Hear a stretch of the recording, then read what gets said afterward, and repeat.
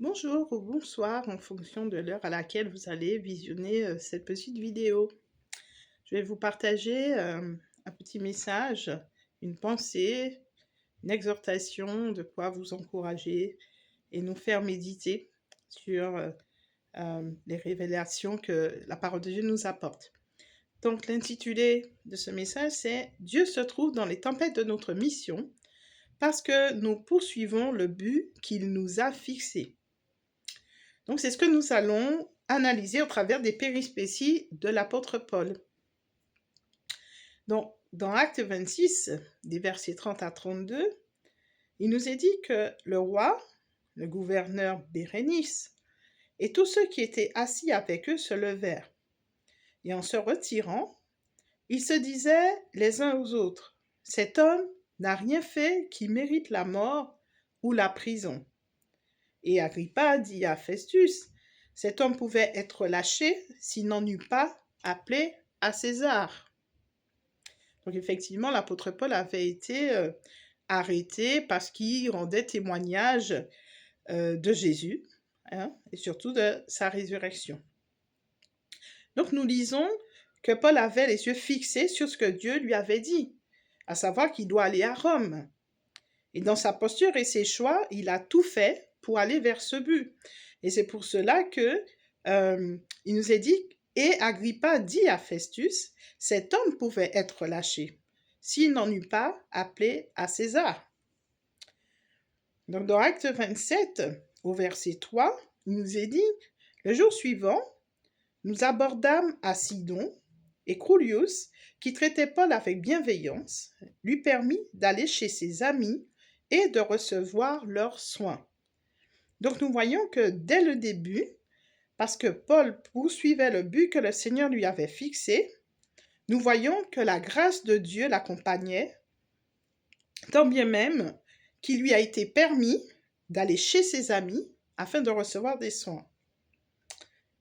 Puis, au verset 9 à 12 de toujours Acte 27, il nous est dit « Un temps assez long s'était écoulé, et la navigation devenait dangereuse, car l'époque même du jeûne était déjà passée. C'est pourquoi Paul avertit les autres en disant « Ô homme, je vois que la navigation ne se fera pas sans péril et sans beaucoup de dommages, non seulement pour la cargaison et pour le navire, mais encore pour nos personnes. » Le centenier écouta le pilote et le patron du navire plutôt que les paroles de Paul.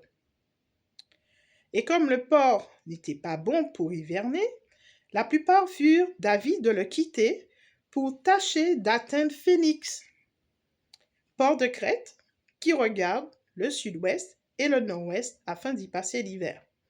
Donc dans ce court passage, nous voyons que Paul s'attarde à faire entendre la vérité ou encore la voix de la sagesse. En effet, il met en garde ses geôliers du danger qu'ils courent s'ils se perpétuent à vouloir partir durant ce temps qui n'est pas favorable. Donc, malgré sa situation, eh bien, il cherche tout de même à faire du bien, à protéger les personnes et à faire entendre la voix de la vérité et de la sagesse. Au verset 13, il nous est dit « Un léger vent du sud vint à souffler, et se croyant maîtres de leur dessein, ils levèrent l'ancre et côtoyèrent de près l'île de Crète. » Et là encore, on voit Paul en action. On ne voit pas un homme passif, mais un homme plein de foi et qui reste positif malgré sa situation de prisonnier. Donc, il révèle et prédit ce qui va arriver. Et c'est ce que nous allons voir. Et ce qu'il a prédit, c'est ce qui finira par se produire dès le verset 13. Donc, il nous est bien dit, « Et se croyant maîtres de leur dessein, donc ces geôliers,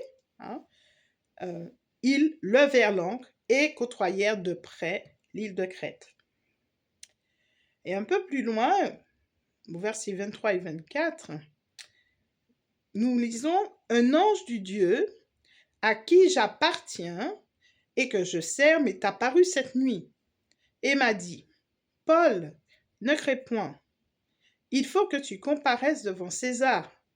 Et voici, Dieu t'a donné tous ceux qui naviguent avec toi. Et donc là, nous voyons bien que dans cette situation, euh, Dieu, le Seigneur, n'a pas laissé l'apôtre Paul seul, puisqu'il a envoyé un ange, hein, l'encourager et lui parler, le conforter. Donc, Paul n'a pas peur, au contraire, c'est lui qui rassure les autres, car le Seigneur a précédé cette situation en le rassurant par l'envoi d'un messager, donc qui est l'ange, parce qu'il nous est dit, un ange du Dieu à qui j'appartiens, c'est l'apôtre Paul qui le dit, et que je sers m'est apparu cette nuit, et m'a dit, Paul, ne crains point, il faut que tu comparaisses devant César, et voici, Dieu t'a donné tous ceux qui naviguent avec toi. C'est-à-dire que Dieu assure la sécurité des personnes qui naviguent avec lui.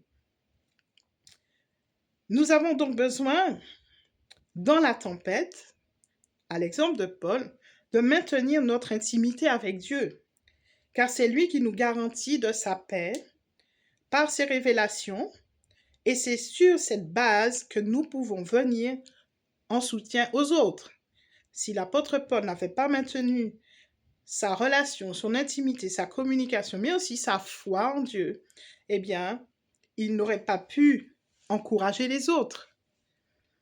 Donc, méditons sur ces quelques lignes de révélation et laissons le Saint-Esprit, que Dieu le Père nous a envoyé, nous guider et nous conseiller dans la bonne attitude à adopter dans nos situations.